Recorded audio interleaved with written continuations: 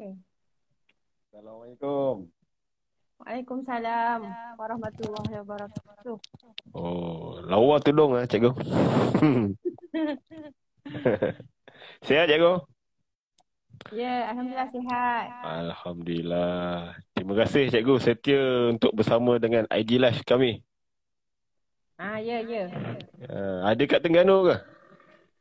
Ada di Terengganu. Masya Allah. Jadi Alhamdulillah sama saya Encik Amir. Kita dalam segmen Sembang Buku. Jadi hari ini Cikgu Amla dia tak cerita pasal buku solo beliau. Last week kita cerita pasal Cikgu Multipurpose. Ini buku antologi. Pelan-pelan Kayuh. Ini kalau ikut buku yang keberapa Cikgu Amla? Yang ni adalah buku yang pertama. Ini yang mula-mula sekali lah. Ah, Ini asalnya bermula dengan antologi Pelang-Pelang Kayuh. Lepas tu baru Cikgu Amla ada buku solo Cikgu Multipurpose. Jadi Alhamdulillah pada yang tak mengenali lagi Cikgu Amla, mungkin kita perlu ingatkan balik lah dia orang. Sebab kita ni tak kenal tak cinta kan. Jadi kita nak remind orang. Dia sebab mindset orang ni macam ni cikgu. Dia kalau kita belajar marketing, dia panggil dia nampak, kenal, suka, percaya. So walaupun nampak tapi siapa so kita kena kenalkan diri kita lagi dan lagi. So saya nak serahkan pada Cikgu Amla, kenalkan lagi diri Cikgu Amla kepada kita punya audience, supaya lebih mengenali dan mencari karya-karya Cikgu Amla selepas ni, insya-Allah. Bismillah cikgu. InsyaAllah. Hmm. Okey, bismillahirrahmanirrahim. Rabbi shrah li sadri wa yassir li amri wa hlul 'uqdatam min lisani yafqahu qawli. Assalamualaikum warahmatullahi wabarakatuh. Apa Waalaikumsalam. khabar Cik Amir dan Alhamdulillah. penonton? Okey, saya nak hai-hai dululah. Siapa Hai. nama dia? Amirah Yahya ada. Hurairah Haini dengan Amirah Yahya. Okey. Hmm. Baik, pertama sekali saya ucapkan terima kasih banyak-banyaklah kepada Galeri Imu sekali lagi kita bersama-sama. Rasanya yang ni kali ketiga kan? Kali ketiga lah Betul. sejak Betul. yang live secara online macam ni lah kan? Okey. Siapa ni? Sufia Elman Best. Apa khabar semua? Okey, saya ucapkan selamat Hari Raya lah. Sebab kita masih dalam Syawal. Dan juga Betul. selamat menghabiskan sisa-sisa baki puasa 6. Betul. Okay? Betul. Baik, Betul. penonton sekalian, saya nama Amla binti Makrawi, seorang guru. Sekarang saya bertugas di sebuah sekolah rendah di Kuala Berang. Saya mengajar subjek bahasa Arab. Okay, sekarang ni saya tinggal di Kuala Berang lah. Berasal dari lahir di Besut Terengganu, mempunyai 3 orang anak lelaki. Dan saya sekarang ni kalau ikutkan buat part-time sebagai penulis Galeri Ilmu dan juga perantis Akademi Bondeno. Okay, selain daripada itu saya juga aktif sebagai penceramah kaedah membaca Express I bagi negeri Terengganu. Nice. Okay. Kaedah membaca Express I tu dia bahasa Melayu lah, untuk membaca bahasa Melayu kanak-kanak. Itu bermula umur berapa tahun tu kalau Express I tu? Berapa tahun kalau targetnya tu? Bermula 2 tahun ke atas. 2 tahun dah boleh baca buku 2 tahun tu dah boleh mula. Maksudnya dah boleh mula memperkenalkan. Nice. Okay. So itu sedikit. Buta huruf kan memang nak tahu detail pasal Express I ni, direct dengan Cikgu Amla, wakil daripada Terengganu kita.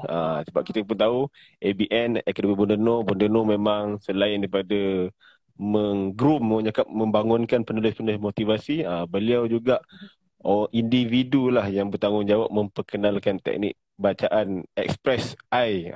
Itu dia boleh tahu detail nanti direct dengan Cikgu Amla, salah seorang daripada penceramah Express I. So untuk buku Pelan-Pelan Kayuh ni Cikgu Amla, jadi kita nak tahulah sebab ni sebenarnya buku pertama Cikgu Amla. Siapa yang mungkin tak tengok kami punya live last week, mungkin Cikgu Amla boleh cerita balik lah macam mana bermulanya projek Pelan-Pelan Kayuh ni. Sebab yang faham saya, dia bermula dengan bengkel Bondeno, dan waktu ni tak ada lagi, tak silap saya, ABN tu tak wujud lagi ABN waktu ni. Tinggal lagi dia bengkel Bondeno tapi bukan ABN. Tapi kita yang mengenali Bondeno ni orang yang penuh dengan kejutan dan dia suka buat surprise kepada dia punya Betul betul. siapa-siapa yang join dia punya program, insya-Allah akan ada yang mengejutkan, kejutan yang membahagikan lah, saya boleh cakap macam tu. Dan Alhamdulillah kami sebagai penerbit antara yang bagi kerjasama pada beliau, sedia untuk terbitkan Pelan-Pelan Kayu. Tapi saya nak dengar sendiri daripada Cikgu Amla lah, macam mana bermulanya projek buku Pelan-Pelan Kayuh ni. Bismillah Cikgu. Okey, bismillahirrahmanirrahim. Hmm. Baik, ceritanya tentang Pelan-Pelan Kayuh. Okey, sebelum ni tak pernah terfikir pun nak jadi penulis. Jadi bila dah kenal Bondeno melalui SPSI, baru saya tahu rupa-rupanya Bondeno ni memang sebelum tahun 2017 tu, maknanya sepanjang tahun 2017 dan ke belakang tu, dia dah biasa buat bengkel penulisan. Dia dah pernah menerbitkan buku antologi bersama penulis baru. Okey. Jadi pada tahun 2017, lebih kurang bulan 11, cuti sekolah tu keluar iklan. Okey, keluar iklan bengkel penulisan Bondeno. Tajuk dia macam tu je. Di tempat lain pun dia pernah buat bengkel penulisan Bondeno. Okey, BPBN. Okey. Jadinya saya tak melepaskan peluang lah, sebab kita dah kenal dia kan. Tak melepaskan peluang nak belajar. Saya kata nak try lah, sebab kita tak tahu kita pandai menulis ke tak tahu langsung. Jadi di sanalah tercetusnya minat saya terhadap dengan penulisan ni sampai kekal sampai sekarang. Di sana, okey, betul Cik Amir cakap tadi, dia buat surprise. Dia kata lepas dia bimbing kita, dia bagi kita teori kan. Teori Big Y menulis, cara menulis macam mana, apa semua. Dia bagi surprise, dia kata kita akan terbitkan buku bersama. Masa tu semua orang alhamdulillah gembira sangat sebab kebanyakannya adalah pertama kali. Pertama kali nak jadi penulis. Jadi tajuknya memang dah ada. Masa tu dia dah tunjukkan dah kulit bukunya. Saya tak ingat lah masa tu kulit buku lain ke apa. Dia gambar tapi beruang. Sekarang, kan? Gambar beruang naik basikal. Naik basikal. Tajuknya Pelan-Pelan Kayuh. Tajuknya Pelan-Pelan Kayuh. Dia mengangkat tema macam mana kita sebagai manusia ni nak mencapai sesuatu kejayaan, perlu melalui beberapa ujian. Betul. Perlu hadapi ujian tu dan kita akan mendapat kejayaan di hujungnya. Setuju. Kejayaan pula tidak semestinya happy ending. Ada juga kejayaan sad ending. Kenapa disebutkan begini? Sebab kita tahu dalam Islam kita ada terma hikmah. Betul. Maksudnya kalau ending pun ujian, sad ending pun ujian. Kalau happy ending pun ada hikmah, sad ending pun ada hikmah. Betul. Maksudnya macam tu. Kedua-duanya ditentukan dan kita yang kena terima qada dan qada Allah tu. Setuju. Tapi yang dia nak mengangkat tema tu bukan dekat penghujung. Dia nak tema tu di tengah-tengahnya.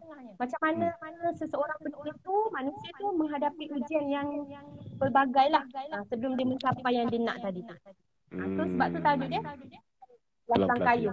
Warna dia warna merah.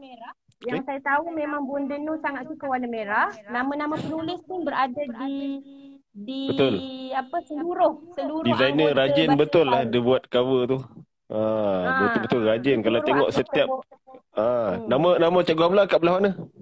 Kat mana? Saya pun dah lupa tahun ni. Dekat ni. Dekat tayar atas tayar belakang. Aduh, rajin betul lah dia. Masa ni lah kita belajar, masa bengkel tu kita belajar nak macam mana nak nama kita sebagai nama penulis tu, kita nak guna nama apa? Dekat Facebook kita nak guna nama apa? Macam tu. Dan cikgu pilih nama sebenar lah. Nama sendiri, nama sebenar. So kalau ikut dalam buku ni, apa Cikgu Amla kongsikan kisah pasal apa? Pasal apa Cikgu Amla punya penulisan dalam buku ni? Tajuknya Pelan-Pelan Redah. Wow. Saya saja tiru tajuk yang kulit buku ni. Saya tiru. Tapi saya tukar, saya tulis Pelan-Pelan Redah. Redah apa tu? Saya cerita tentang pengalaman sambung belajar. Okey, nice. Ini masa waktu muda remaja ni, waktu habis sekolah ni. Bukan. Sambung belajar. Sambung belajar ni special sebab saya fikir kenapa ia special sebab pertama kali saya sambung belajar dalam keadaan dah berkeluarga. Uish. Tapi Tu bagi saya susah lah kan. betul. Saya dengar pun susah Wan. Ya, saya pun tak sangka. Bukanlah apa, macam yelah dah Itu dah anak 3 orang waktu tu. Dua. Anak dua. Waktu tu 2. Oh, nice. Ambil master tu, sambung master ke apa? Ya. Ui, dahsyat. Anak nombor 3 tu dapat masa belajar tu. Oi, ini okey. Sambung di mana, kos apa dan kenapa? Tu soalan saya tu. Sambung di mana? Okey, masa tu tahun 2014. Saya tinggal di Kota Tinggi Johor. Jadi masa tu saya buat keputusan bersama kawan-kawan sambung di UTM lah. Tu paling dekat lah UTM Sudan. Okey. Tapi kami ambil kita panggil program pesisir part time. Okey. Maknanya kelas hujung minggu. Okey, kelas hujung minggu. Kota Tinggi ke Skudai tu lebih kurang 1 jam lebih. Tapi dia tak buat di Skudai. Dia buat di kira tengah-tengah lah. Dia buat dekat daerah Kota Tinggi.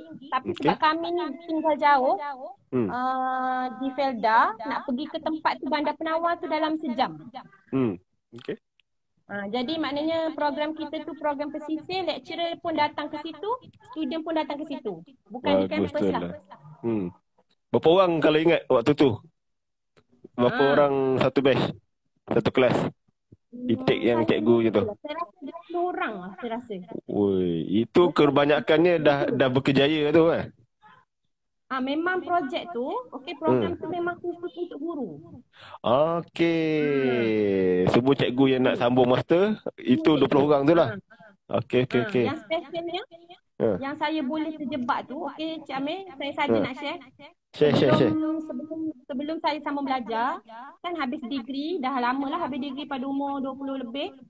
Saya tak pernah terluka langsung nak sambung belajar. Memang habis degree tu saya set, saya nak kerja, saya nak cari jodoh, nak kahwin. Macam tu je. Standard tak tu. fikir langsung, saya tak minat. Walaupun memang daripada sekolah sampai masuk EU tu saya kaki study, tapi saya tak minat langsung nak sambung untuk master ke atas.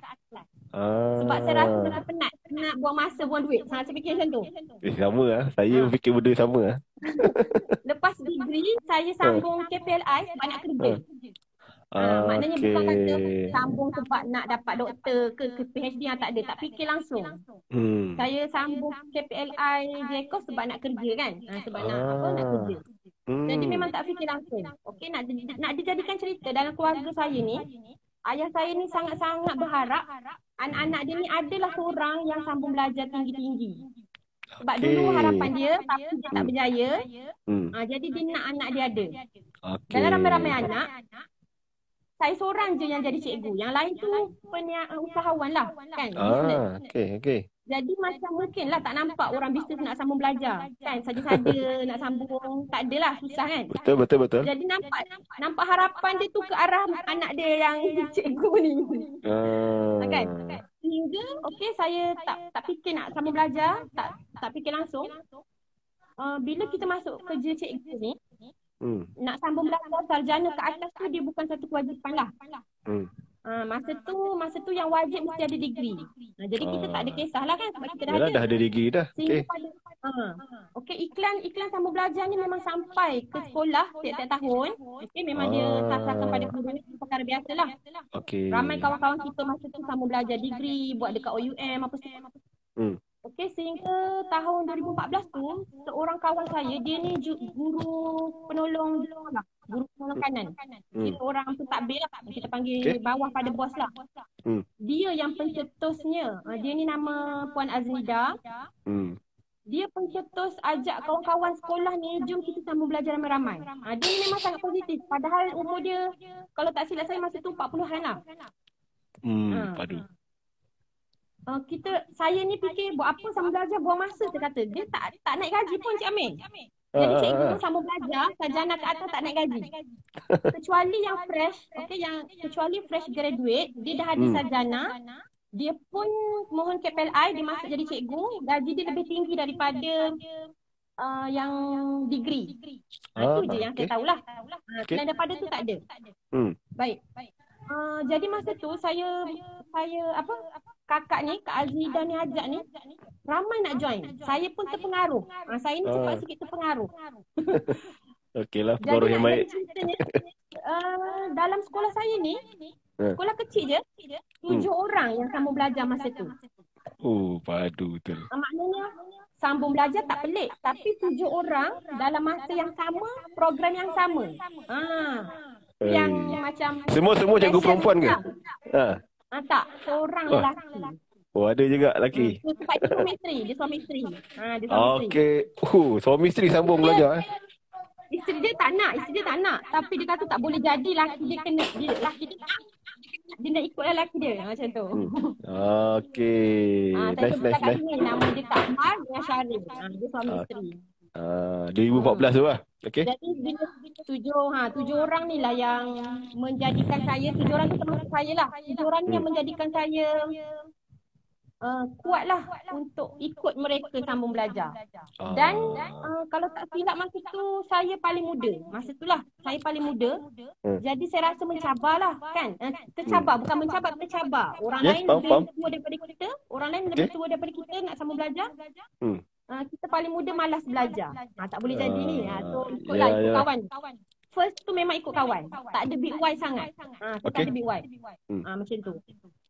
Dia punya waktu kos tu berapa lama nak kena settlekan untuk master tu? Berapa tahun? 2014 dia nak kena 4 semester 2 tahun. 2 tahun. Okey, so untuk keluarga pula, suami lah utamanya, macam mana dia punya bila tahu yang kawan kerja ajak untuk sambung, Cikgu Amla bagi tahu dekat suami, lepas tu dia punya respon macam mana? Dia memang cakap okey, ikut nak sambung tak nak sudah ke macam mana? Dia memang okey. Dia sporting.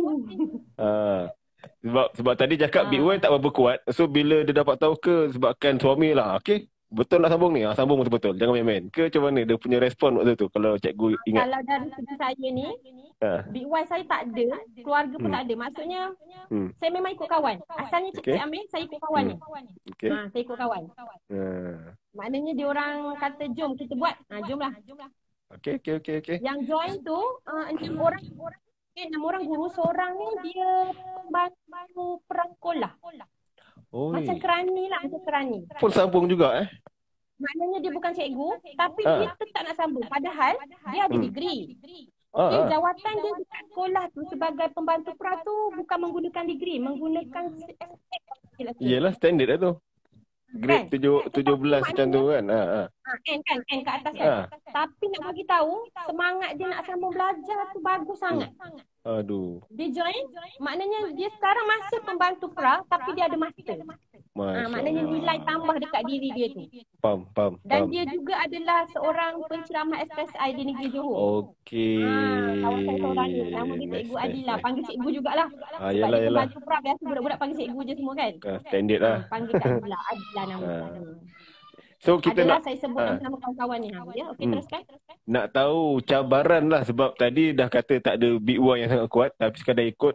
Jadi bagi saya bila Big Y tak kuat ni, dia punya cabaran tu mesti lagi besar ni, sebab dia punya niat tu tak berapa nak utuh kan. Tak kuat. Jadi 2 tahun tu satu tempoh yang lama dengan nak uruskan 2 orang anak. Tahu-tahu dapat nombor 3. So nak tahu ujian Cikgu Amla waktu belajar dan Cikgu Amla hadapi ujian belajar waktu tu, kalau boleh kongsikan pada kita punya penonton, insya-Allah. Okey. Sekarang ni 5:20. Berapa masa saya nak cerita ni? Dia tak kisah. Tak bosan. Tak apa. Saya nak dengar kisah ni bagus juga, sebab dia orang cakap selain daripada mengisi kita punya, kita nak supaya yelah menuntut ilmu ni kan. Dia satu benda yang macam tadi Cikgu Amla cakap macam tak ada niat. Saya pun macam buat apa nak sambung kan, macam tak ada tujuan kalau bukan nak naik gaji apa semua, keperluan. Tapi mana tahu kisah yang cikgu kongsikan ni dia menaikkan semangat, dan mungkin juga kita punya penonton kat luar sana yang masih sedang sambung master tapi tak habis-habis lagi ni, kita tak banyak sikit lah, kita harap adalah inspirasi sikit lah daripada kisah Cikgu Amla ni. So tak kisah, Cikgu nak kongsi macam mana? Bismillah cikgu. Okay. Soalan ni paling saya suka sebab saya suka bercerita Cik Amir. Jadi apa? memang kita sukalah nak bercerita yang memang benda ni kita ada tulis dalam buku. Kita nak share balik. Semoga menjadi inspirasi lah kepada kawan-kawan kan. Cik Kasha, hai Cik Kasha, hai Elman Best. Okay. Ini kawan baik ni Elman Best ni. Amla banyak cerita ni. Kawan-kawan mana ni? Kadang, saya baru teringat. Kadang dia orang letak nama lain. Saya tak tahu sebab saya tak aktif Instagram. Elman Best ni kawan sekolah juga. Kawan UN kan? Kawan UN. Nama dia Aisyah. Baru saya teringat. Okey. Baik. Sebab saya tak aktif Instagram. Dia pula tak aktif Facebook. Tak apa. Dan puan-puan sekalian, para penonton sekalian, harap masih bersama. InsyaAllah lah cerita ni kita boleh jadi pedoman. Mungkin boleh share kepada anak-anak yang sedang belajar atau nak sambung belajar kan. Okey, Cik Amir tanya pasal ujian. Memang dalam pelan-pelan kayuh kita angkat ujian-ujian. Okey, ujian-ujian hidup ni dia kisah benar. Okey, cerita orang lain pun sama, kisah benar. Dan ada juga kisah-kisah yang hampir kepada pembaca. Hampir kepada pembaca yang jadi pembaca boleh ambil pedoman daripada cerita yang kita tulis tu. Okey. Jadi dalam cerita saya Pelan-Pelan Redah ni saya gariskan ada 3 ujian besar lah. Okey, bagi saya 3 ujian besar. Pertama, ujian keuangan tahu Cik Amir. Orang kena tahu. Orang yang nak sambung belajar kena tahu. Zaman sekarang tak ada yang percuma. Kecuali yang memang genius ataupun memang dia ada peluang dapat beasiswa apa semua kan. Okay. Tapi peluang tu sangat jarang. Okay. Ujian pertama ialah wang. Semasa kami membuat keputusan nak sambung belajar, kami diberitahu bahawa semua yang sambung belajar akan dapat beasiswa otomatik. Sebanyak 10,000. Cerita ni dibawa daripada pengalaman batch yang lepas. Dah ada kawan-kawan dari sekolah lain yang dah berjaya beasiswa tu. Kami ni adalah batch yang ketiga. Untuk program tu lah. Okay, untuk program tu. Jadi bila kita dah daftar, kita dah mula belajar. Rupa-rupanya pada tahun tersebut kerajaan tiada peruntukan. Okay, kerajaan tiada peruntukan.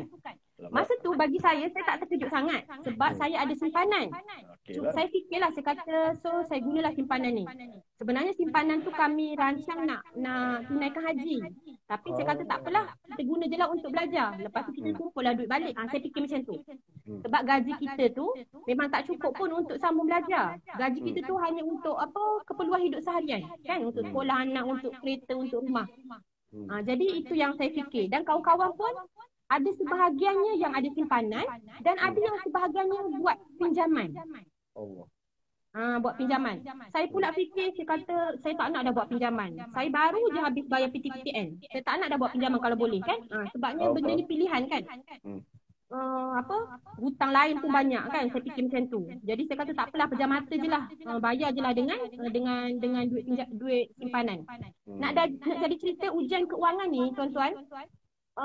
Sebelum belajar sepatutnya kita dah kena fikir. Tapi kami ni selepas kan. Kita tak tahu. Jadi siapa yang belum bermula kena dah buat daripada sekarang lah fikir macam mana nak cari sumber kewangan. Jadi nak jadi ceritanya, pada semester kedua kita ada peluang untuk apply beasiswa rupanya. Nama beasiswa tu yang saya ingat, nama dia HLPS. Hadiah Latihan Persekutuan Separa yang ditajuk oleh Kementerian Pendidikan Malaysia. Jadi kita apply. Nak apply pula ada syarat. Alhamdulillah saya melepasi syarat tu. Pertama umur, kedua kelayakan akademik yang sebelumnya. So alhamdulillah lah. Ramai kawan tak dapat apply sebab umur dah 40-an. So memang dia tak terima. Okay. So peringkat kedua beasiswa ialah bila kita apply, sama ada dia panggil kita atau tidak. Jadi alhamdulillah saya dipanggil interview. Okey. Interviewnya di Cyberjaya. Ingat lagi masa tu tak tahu jalan dengan sesat-sesatnya, tapi sampai jugalah ke tempat tu, Cyberjaya tu. Rancang bertolak malam, interview esok kan. Saya rancang nak tidur dekat rumah makcik, tapi tak sampai rumah makcik, kami tidur dalam kereta je. Maknanya bersiap pagi tu dekat RR je. Macam tu. Okey. Jadi sebelum pergi interview tu, ceritanya panjang, tapi saya nak pendekkan saja. Mungkin di slot lain saya boleh ceritalah cabaran interview. Saya ada tulis satu cerita pasal interview saja tau Cik Amir. Tapi cerita tu belum diterbitkan lagi. Saya simpan dulu. Nice. Tak ada lagi peluang lah. Maksudnya tak ada lagi peluang projek antologi yang berkaitan. Asalnya saya nak masuk dalam buku Cikgu Multipurpose. Tapi sebab cerita dah banyak, dia kena cut. So sebahagian cerita saya simpan dululah. Cabaran interview. Okey. Pergi interview, balik interview dapat beberapa bulan dapat call berjaya, alhamdulillah. Tetapi ujiannya dia cakap tiada peruntukan juga. Memang tak ada peruntukan Cik Amir. Saya pun tak faham lah. Tapi redha je lah kan. Sebab dia kata ni masalah teknikal. Dia kata maksudnya dia macam, kalau tak silap saya, macam pertukaran kerajaan ke ataupun pertukaran ketua ke. Maknanya projek beasiswa ni orang lain. Kalau tak silap saya macam tu. Projek beasiswa tu orang lain. Tapi bila dah luluskan, orang lain pula ambil alih. Tengok duit tak ada. Macam tu lah, lebih kurang. Masa tu memang saya frust. Tak frust macam saya dengar apa frust ni. Ya. Kita tak frust macam frust lebih teruk daripada macam kita terima mula-mula yang kata beasiswa tak jadi. Yang hari yang tadi kan, betul. Tu biasa je. Masa ni kita dah pergi interview, bawa anak pergi interview nak beritahu kan. Tapi ya Allah ya Tuhanku, tak dapat. Tapi nak bagi tahu Allah Maha Penyayang, tu ujian lah kan. Nak uji. Sebenarnya Cik Amir, dalam tempoh kita satu semester, 2 semester tu, ada kawan-kawan kita dalam kelas yang berhenti. Yang berhenti sebab duit. 7 orang tu? Bukan, kawan lain. Okay. Yang 20 orang tadi. Kita 7 orang kan, kita 7 orang. Satu kelas lebih kurang 20 orang. Dalam tempoh 1 hingga 2 semester, 1/3 berhenti tau. Wow, 1/3. Maksudnya 7 orang lah lebih kurang. Salah satu punca, tak sampai 1/3 lah. Maknanya mungkin dalam 5 orang ke bawah. 5 orang ke bawah. 1/4 salah lah. satu punca duit. Salah satu puncanya duit. Okey. Jadi dalam 7 orang ni pun ada kawan kami yang menghadapi masalah kewangan. Tapi macam kawan-kawan lain bantu cari sumber, mungkin pinjaman tapi saya dah lupa. Alhamdulillah tak jadi berhenti. 7 orang ni masih stay lah. Yang 7 orang ni. Okey, nak ceritanya ujian tadi tu tak dapat beasiswa tu. Okey, tak dapat beasiswa tu.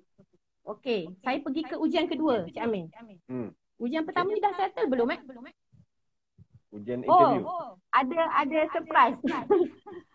Saya teruskan belajar macam biasa sebab kita tahu tak apalah, tak dapat kan, nak buat macam mana, sedih memang sedih. Dapat call, dia kata ada balik peruntukan. Ada balik peruntukannya dan memang saya dapat beasiswa tu. Alhamdulillah. Tapi yang kali kedua ni dah tak payah pergi interview lah sebab dah interview hari tu. Tak ada. Dia cuma cakap hari tu beasiswa dapat tapi tak ada peruntukan. So stop. Tengok dia call balik, dia kata ada. Dengan peralihan ketua ke apalah saya dah lupa kan. Okey, dapat. Alhamdulillah dia bagi yuran sampai habis belajar. Lepas tu dia bagi elang buku, elang paper project. Alhamdulillah lah. Okey, sangat-sangat bersyukurlah. Terima kasih kepada Kementerian Pendidikan Malaysia. Dia yang tajalah duit rakyat kan. Okey, ujian kedua Cik Amir. Maknanya ujian tu disudahi dengan happy ending. Okey? Alhamdulillah. Okey, ujian kedua yang kesusahan kita panggil.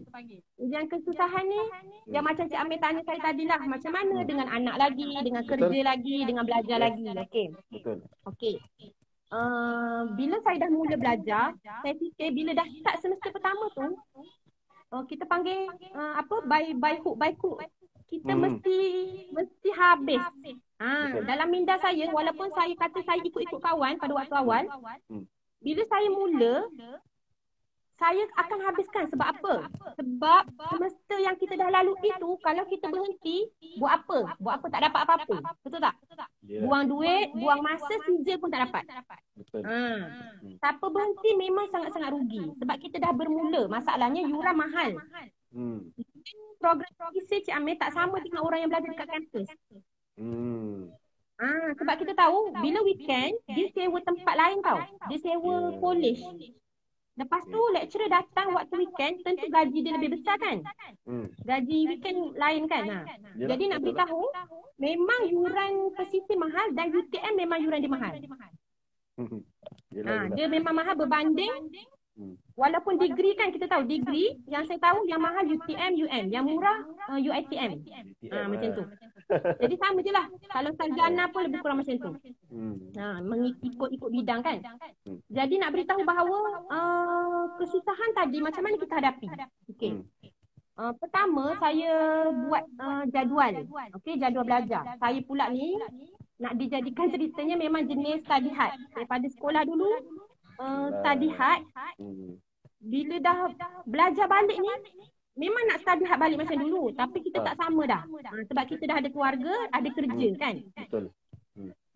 So macam mana kita nak bahagikan benda ni bagi okey semua. Pertama, kerja kita dekat sekolah tu saya settlekan di sekolah. Saya tak bawa balik rumah. Dan kalau boleh kita janganlah abaikan kerja kita tu. Sebab kerja kita tu gaji kita kan. Dan satu lagi, kerja tu kewajipan. Belajar ni pilihan kita. So jangan jadikan belajar tu nombor satu, kerja tu nombor dua, tak. Kerja tu nombor satu, belajar tu nombor dua. Bukan ni keluarga tu nombor tiga lah. Maknanya bagi saya tiga-tiga ni penting. Dan kita kena pandai bahagi masa.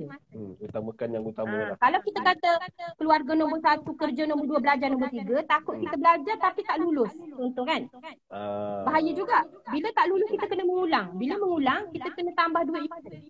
Banyak efek sebenarnya. Tambah masa, tambah duit. So kena ambil kira tiga-tiga benda ni. Jadi apa yang saya buat, bahagi masa, hari kerja Ahad kita kerja Ahad kat sana. Ahad sampai Khamis kerja sekolah. Petang biasa saya settle kerja sekolah. Malam saya buat kerja belajar. Okey, dalam tempoh tu pagi sampai malam atau pagi sampai esok pagi, kerja-kerja rumah kita curi-curi masa lah. Sebab kerja rumah memang tak akan habis. Jadi saya tak adalah waktu tertentu buat apa tak adalah. Sebab anak kecil kan. Jadi mungkin kita tak tahu permintaan anak bila dia meragam, tak tentu masa kan. So curi-curi masa lah. Curi-curi masa. Yang penting kita ada jadual, kita catat apa kerja kita nak buat, nak siapkan. Kerja-kerja belajar ni kita buat awal.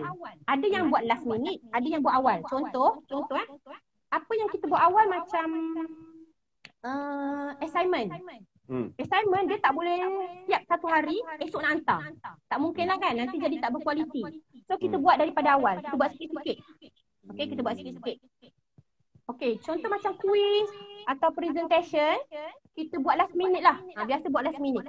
Esok nak quiz, malam ni baru study. Esok nak presentation, malam ni baru study. Okay. Yang tu biasa. Okey.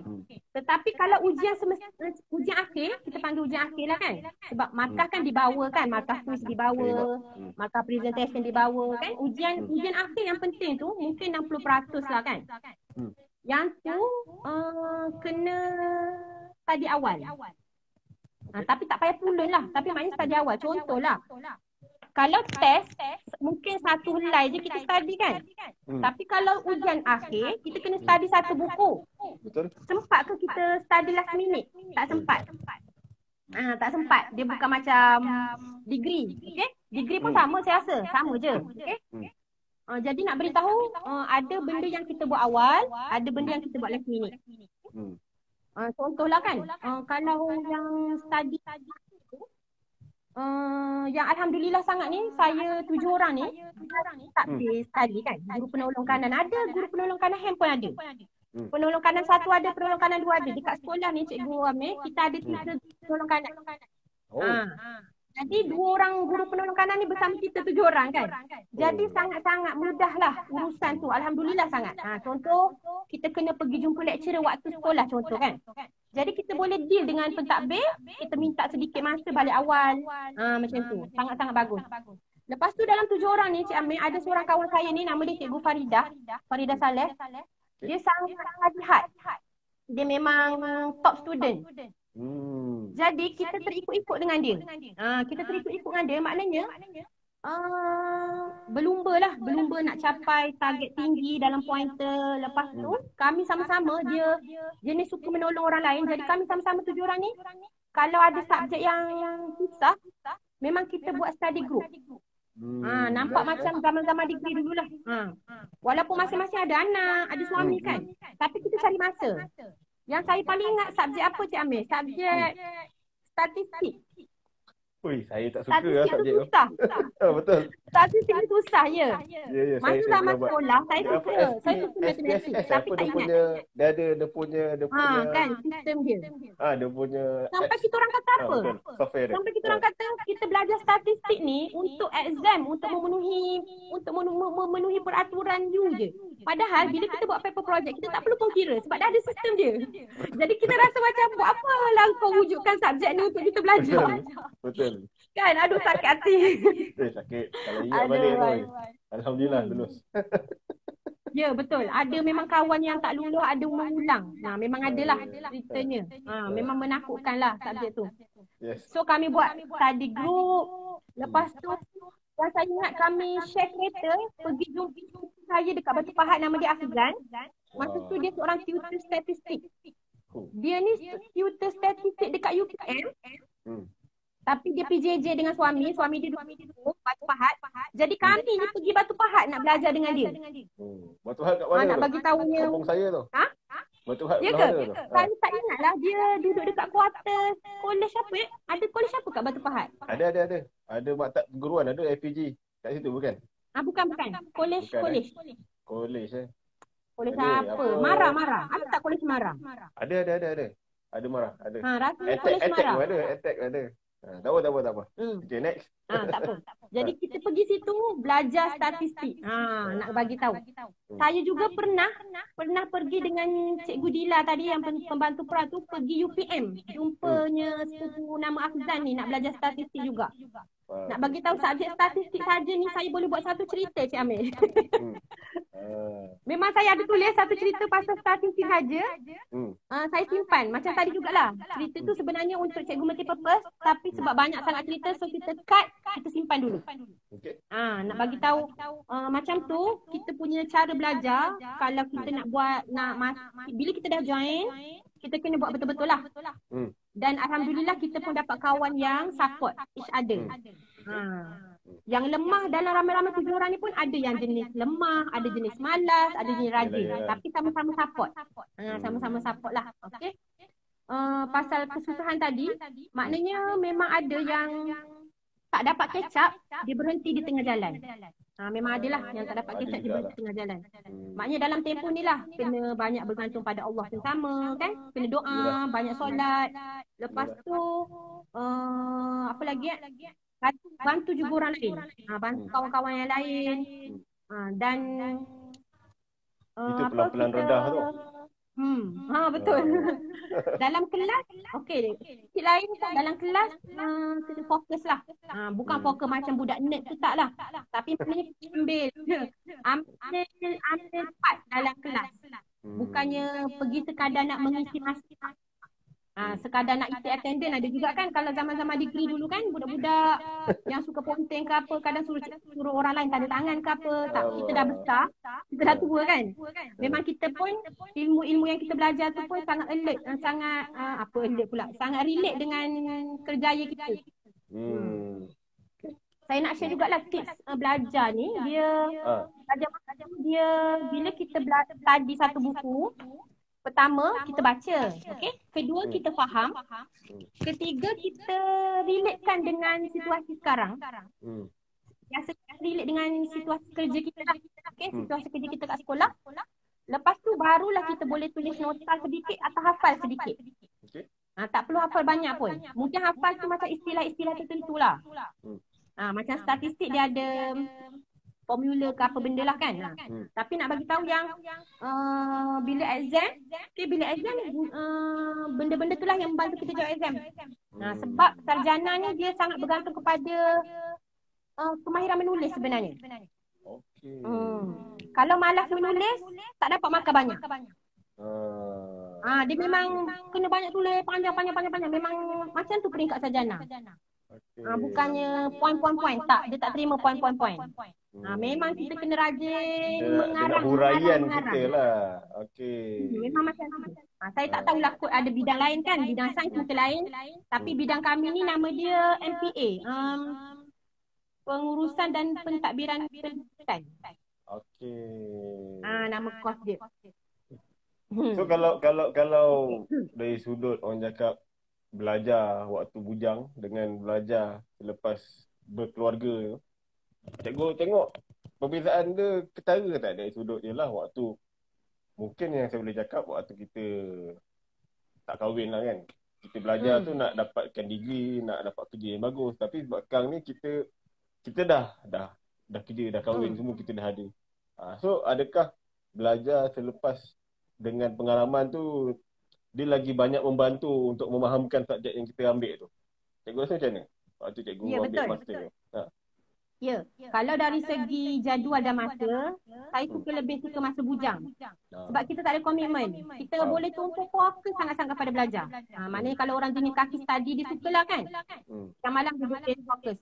Tapi dari segi pemahaman isi pembelajaran, memang sangat mudah lah. Lepas tu belajar subjek tertentu tu, dia sentiasa nak relate, nak contoh. Bila jawab exam pun macam tu. Dia nak teori sikit, lepas tu dia nak hurai tu berdasarkan pengalaman. Pengalaman belajar apa semua. Macam sangat-sangat membantulah. Cuma nak bagi tahu Cik Amir kan, yang kita cerita tadi pasal ujian. Bila ujian kesusahan belajar ni, kadang-kadang ada masa kita kena utamakan keluarga, kadang-kadang ada masa kita utamakan kelas. Saya cerita, contoh ada satu masa anak saya kena pergi pertandingan. Tapi dekat kelas masa tu ada test dengan presentation. Jadi saya utamakan kelas. Sebab kita tak nak kawan kita yang menanggung markah kita ataupun kita ketinggalan dekat markah tu jadi kosong contohnya kan. Jadi saya terpaksalah korbankan tak pergi pertandingan anak tu.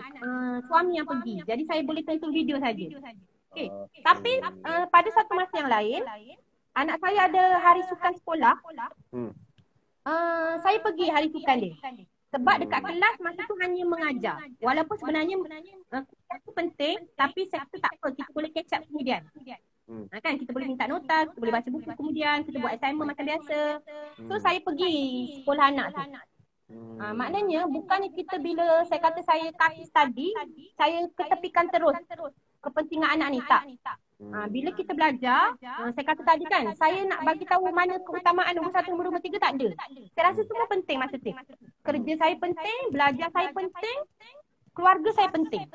Yes. Maknanya anak pergi sekolah setiap hari terurus dengan baik lah kan. Ada ujian-ujian sampingan tu biasalah. Nak bagi tahu bahawa ketiga-tiga tu penting dan ketiga-tiganya kita kena jaga. Okey. Macam tu. Okey. So, jadi kalau nak sebut kejayaan hasil 2 tahun tadi tu, gambar kat belakang tu lah tu. Nampak family tu. Adalah tu sikit. Itu yang tu je lah gambar yang dapat disamakan. Itu memang apa, jeans list ke macam mana? Masa-masa? Ya, Alhamdulillah. Dapat 3.8 gitulah. Ui, hebat 3.8. Nak kata tinggi sangat tu biasa je lah Cik Amir. Sikit tapi lagi ada cerita dia. Ada cerita dia kejayaan tu. Cerita dia. Bismillah. Boleh. Okay. Ada masa lagi. Saya sambung ujian ketiga dengan relate dengan kejayaan sedikit lah. Okay. Baik, ujian ketiga ialah rasanya kemuncak ujian lah. Saya nak habiskan paper projek akhir dalam keadaan saya nak menulis paper projek tu pertama kali tau Cik Amir. Masa degree saya tak ada pengalaman tu. Masa degree kami buat, saya pilih apa kita panggil full exam. Jadi tak pernah buat paper project. Tak ada. Kita panggil thesis kan. Sebenarnya thesis tu untuk PhD. So dekat degree kita panggil paper project. Masa sarjana kita panggil disertasi. Kita tak panggil thesis. Tak apa. Thesis tu untuk PhD. Jadi nak beritahu, pertama kali kena buat paper project dan ia wajib. Padahal masa sambung master, saya memang seboleh mungkin nak pilih program yang full kita panggil apa full subject lah, full exam. Bukan full paper project. Dia ada 2 jenis kan. Satu full project, ada 3. Satu full project, satu full exam, satu lagi campur. Tapi dekat situ masa tu tak ada yang campur 100%, tak ada yang full exam. Kita terpaksa pilih yang campur. Jadi terpaksa juga hadap paper project. Okey. Mereka bagi kumpulan, saya dapat kumpulan dengan penyelia yang paling cerewet. Memang semua kawan-kawan tak nak. Kalau saya sebut nama ni, kalau kawan-kawan yang tonton dia kenal lah siapa. Lecturer tu bagus tapi sangat-sangat cerewet. Maknanya kita takutlah. Senang cerita takutlah. Senang cerita bagi murid normal macam kami ni, dah dengar cerita daripada senior, sangat takut sebab kita dengar cerita dia suka menggagalkan orang. Suka menggagalkan orang, suka orang ni repeat banyak kali. Macam tu. Jadi saya tergolonglah dalam orang yang bernasib baik dapat dia. Mula-mula dapat tu saya nangis, saya WhatsApp mak saya. Mak saya kata apa? Ni macam abah dulu ni, mak saya kata. Abah dulu dapat macam tu lah. Akhirnya dia gagal. Mak saya cakap macam tu. Abah dulu gagal sebab lecturer dia cerewet. Jadi dia orang tak boleh. Nak bagi tahu, memang ceritanya ayah saya tu separuh jalan. Sarjana dia. Jadi bagi saya, tak tahulah. Takkan saya nak separuh jalan, tak mungkin. Saya tak akan berhenti sebab membazir. Betul tak? Lagipun beasiswa. Kita dah terikat. Kalau saya berhenti, saya kena bayar. Sangat terikat kan. Jadi saya teruskan jugalah Cik Amir. Kita ada grup kan. Kita ada grup tu belajarlah. Dalam masa nak siapkan disertasi tu, Allah bagi rezeki dapat baby. Terkejut juga sebab saya plan saya belum bersedia kan, habiskan belajar dulu kalau boleh. Jadi macam stres lah, sedikit stres. Sampai saya fikir macam mana nak cakap Kenapa dapat ni? Kenapa dapat sekarang macam tu? Alhamdulillah kan. Memang stres sikit sebab kita terlampau fokus belajar. Kita kata kita nak habiskan belajar dulu. Perancangan kita 2 tahun nak habis belajar, baru kita fikir benda lain. Tapi Allah lebih cantik kan perancangan dia. Dia bagi kita rezeki masa tu. Dan waktu yang sama saya kena habiskan paper project. Saya okey, paper project saya dah nak habis dah cerita kita ni. Paper project saya ni akhirnya selesai. Tetapi saya tambah semester. Kawan-kawan saya yang 6 orang ni semua dah grad. Pada tahun 2015, saya seorang je belum grad. Sebab saya tak larat. Penyelidik saya pun beri nasihat. Sambunglah, tambah lagi 1 semester. Masa tu saya okey je. Nak kata saya sedih sangat tak? Saya okey je sebab yuran saya masih ditanggung. Dan 1 semester tu saya fokus kepada paper project sahaja, tak bercampur dengan subjek. Orang lain paper project dia bercampur dengan subjek. Kalau nak habiskan 4 semester kan. Jadi saya belajar 5 semester lah. Saya tambah lagi 1 semester. Di hujung hak siap paper project tu, dah siap semua kan, kita dah hantar ni. Saya dapat call, saya dapat SMS. Penyelia saya ni Cik Amir, dia tak ada Facebook, dia tak ada WhatsApp. Dia ada guna SMS saja. Yalah waktu tu. Punyalah old school, menyampah tak? Jadi kan kalau nak tanya apa-apa memang susah lah. Kita tak ada grup. Tak ada grup WhatsApp. Padahal subjek lain ada grup WhatsApp. Tapi dengan dia tak ada. SMS saja. Dia bagi tahu, dia kata, Amla esok kena datang UTM. Pukul 2. Kena jumpa penyelia kedua. Sebab dia kata paper project awak tidak difahami oleh penyelia kedua. Dia cakap macam tu. Paper project kita ni Cik Amir, bila kita siap, kita kena hantar kepada 2 peringkat. Peringkat pertama penyelia kita sendiri, confirm lah lulus sebab dia yang sentiasa menilai kan. Peringkat kedua ni dinilai oleh lecturer lain. Dia lecturer subjek kita jugalah. Subjek kita yang lain lah kan. Tapi dia penyelia orang lain, so dia nilai kita punya. Macam lecturer kita, dia nilai orang lain punya. Kan? Okey macam tu. Jadi dekat peringkat kedua saya tak lulus. Dia bagi markah tu macam sakit hati pula masa tu. Beza 1 mata gitu je. 1 atau 2 mata. Okey. Esoknya berdebar-debar pergilah kita ni kan dengan bawa buku, dengan mengandungnya. Tak ingat mengandung ke dah beranak. Dah beranak. Oh, dah Dia salin dah. beranak dah. Ha. Dah habis bersalin. Ha. Apa bawa buku, macam-macam buku sebab kita nak bentang kat dia. Kita kena jumpa dia macam kita panggil Viva. Sebenarnya tak ada Viva tau. Dia tak macam PhD. PhD dia wajib kan Viva. Tapi masa dekat situ masa tu tak wajib. Kalau ada masalah baru dipanggil. Macam tu. Jadi saya ni kategori ada masalah. Dipanggil dia sepatutnya dia nak kita panggil apa? Pertahankan kajian kita kan. Oleh orang yang ada masa tu. Jadi saya sampai je, saya tengok lecturer saya dah ada, orang lain pun dah ada dalam bilik. Saya kena tunggu kat luar. Saya kena tunggu kat luar. Saya tunggulah, saya kata, apa aku nak jawab lepas ni kan. Saya kata tak apa, saya faham apa yang saya buat. Saya konon-konon saya prepare lah ni, saya ready lah. Saya jawab je lah apa yang boleh. Okey, bila masuk je, dah lama saya tunggu dia panggil. Dalam 30 minit ke atas, dia pun panggil. Dia panggil masuk. Tiba-tiba dia cakap, ketua penilai ni, orang lain lah ni. Ketua penilai ni saya tak kenal. Chinese. Dia kata, Puan, dia panggil Puan ke apa tak ingat lah.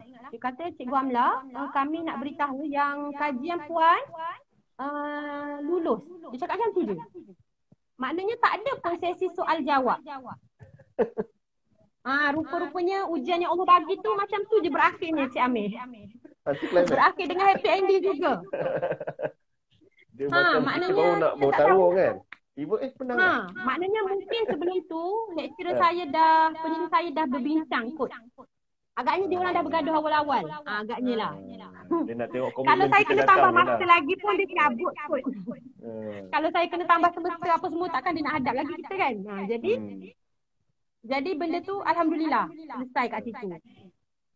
Jadi pengakhirannya berjaya siapkan disertasi tu dengan dapat, rasanya saya dapat A tolak.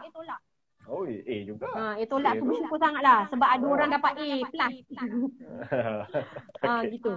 Kan? Lepas tu pointer dapat 3.8, alhamdulillah. Macam tu lah. Maknanya grade dengan bergaya lah. Bergaya, kita seorang bergaya. Tak ada kawan-kawan dah masa tu.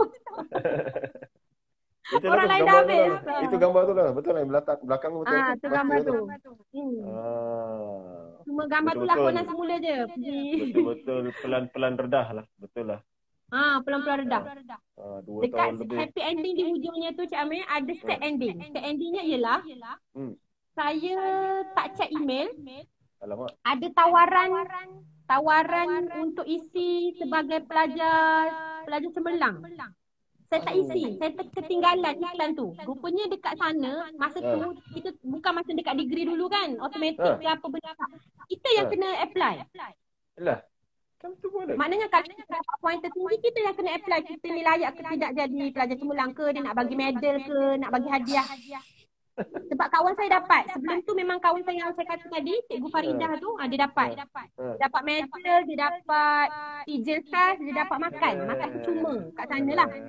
Dekat U sana, makan malam ke apa benda saya lupa lah. Jadi saya tak dapat, saya ketinggalan iklan tu. Tu galat lah saya dengar galat. Masa tu sangat ralak lah sebab yelah mungkin tu kali terakhir dah kita belajar kan.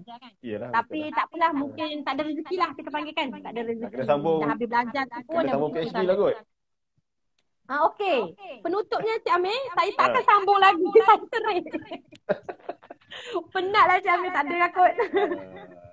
Sekarang kot, nanti lagi 5 tahun anak dah sekolah dah besar boleh kot sambung insya-Allah. InsyaAllah. Tak tahulah tapi serik. Buat record. Saya suka belajar benda lain lah sekarang ni. Okay. Belajar benda-benda lain, pergi bengkel yang kita boleh apply terus. Macam itulah. Tapi satu kisah yang bagi saya inspirasi lah, yang daripada yang tak ada kepentingan untuk kejaya sangat, tapi disebabkan ikut-ikut, tapi bila dilalui dengan aku dah dapat beasiswa kan, dan mungkin juga boleh saya cakap sokongan keluarga lah kot, keluarga yang memahami itu juga dengan kawan-kawan yang walaupun watak dia tak menonjol dalam cerita ni kan, tapi suamilah yang banyak urus anak dan keluarga tu memang dia lah. Betul. Masa saya melahirkan anak yang ketiga pun mak saya ada datang sekejap dari Terengganu. dia datang sekejap lah kan nak tengok cucu. Dan dia pun ada tolong juga jaga sebab masa tu tengah pantang tu pun kawan-kawan datang nak buat study group. Nak tolong apa, bukan study group, rasanya nak tolong siapkan apa benda entah. Kan ada kerja masa tu kan.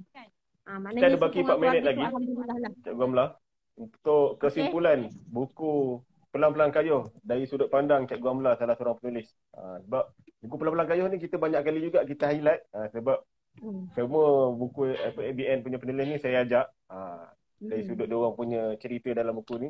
Tapi petang ni dari sudut Cikgu Amla pula, kenapa buku Pelan-Pelan Kayuh ni walaupun 2000 apa? 2017?